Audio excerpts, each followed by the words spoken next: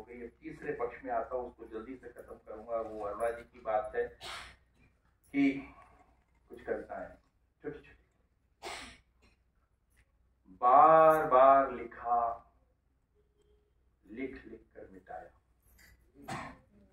बार बार लिखा, लिख लिख कर मिटाया, और फिर लिखा, कविता की पंक्ति है, कोई तकदीर नहीं। वाह वाह, बहुत बढ़िया। बार बार लिखा, लिख लिख कर मिटाया, और फिर लिखा, कविता की पंक्ति है, कोई तकदीर नहीं, न लिख सकूं न मिटा सकूं। दूसरी छोटी सी कविता, इनको आप हाइकू नुमा कविता कह सकते हैं। छोटे जापान में हाइकू बहुत लिखे जाते हैं, लेकिन मैं इनको हाइकू नहीं कहता हूं, क्योंकि हाइकू एक अलग तरह का डिसिप्लिन है। हाइकू एक साधना है। ये हमारी जो ध्यान संप्रदाय है बौद्धिज्म में, जो जापान में जाके जैन हो गया, उससे जुड़ा हुआ है। हमारे यहाँ तो धक्काधक से लिख रहे हैं कि 5 7 5 लिख दिया तो हाइकू हो गया। हाइकू वो नहीं है। हाइकू एक कंप्लीट बिंब बनाता है, कम से कम शब्दों। एनीवे, तो एक छोटी सी कविता है।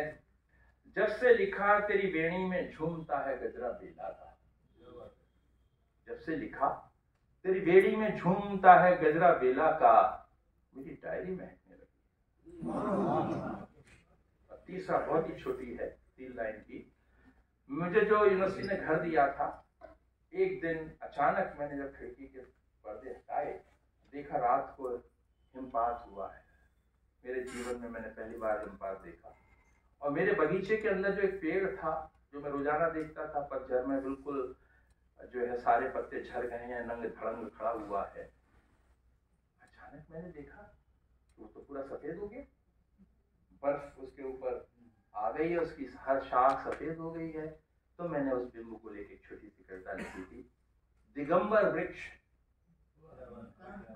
दिगंबर वृक्ष रात गए हुए श्वेतांबर,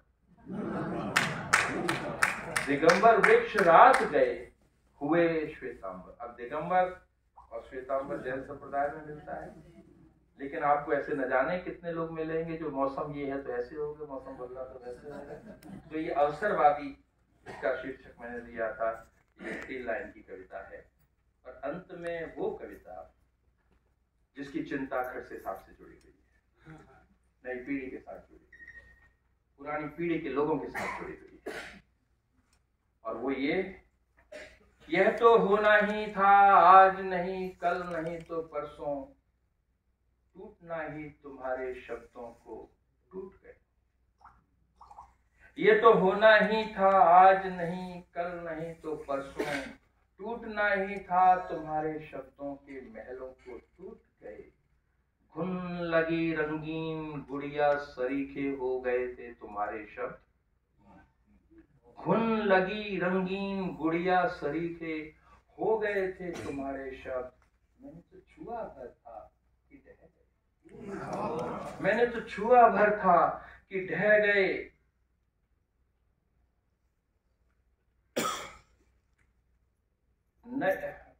ढह गए। नए अर्थ संदर्भों की मांग कुछ तीखी होती है, जैसे शब्द सहेज नहीं पाता तो चटक जाता है। नए अर्थ संदर्भों की मांग कुछ तीखी होती है, जिसे शब्द सहेज नहीं पाता तो चटक जाता है। तुम्हारे शब्दों के महलों को ढहना था, ढह गए। इतने बेचैन क्यों होते हो, भूल गए कभी इन्हीं शब्दों के महलों को तुमने तोड़ा था और आज मैंने। पुरानी पीढ़ी अक्सर नई पीढ़ी से नाराज होती है, तुमने क्या कर दिया, लेकिन वो भूल जाती है कि उन्होंने भी विद्रोह किया था, उन्होंने भी क्रांति की थी, उन्होंने भी अवहेलना की थी, उन्होंने भी बहादुरी दिखाई थी। लेकिन हम नई पीढ़ी की वो चीज स्वीकार नहीं कर पाते। तो उस नई पीढ़ी की तरफ से मैं कह रहा हूँ कि नए अर्थ संदर्भों की मांग कुछ तीखी होती है, जिसे शब्द सहेज नहीं पाते तो चटक जाते हैं। तुम्हारे शब्दों के महलों को ढहना था, ढह गए। इतने बेचैन क्यों हो, भूल गए इन्हीं शब्दों के महलों को कभी तुमने तोड़ा था और आज मैंने। उत्तराधिकार है ये मेरा जैसे कि तुम्हारा था, या कि होगा हमारे बाप भी। उत्तराधिकार है ये मेरा जैसे कि तुम्हारा था, या होगा हमारे बाद भी।